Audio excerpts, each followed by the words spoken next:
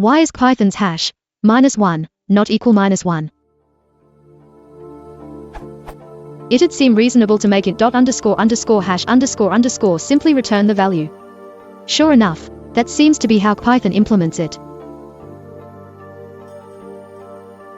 Okay, so does this hold true for most integer x?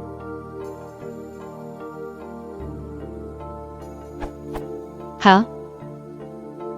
Why is -1 the exception to this rule?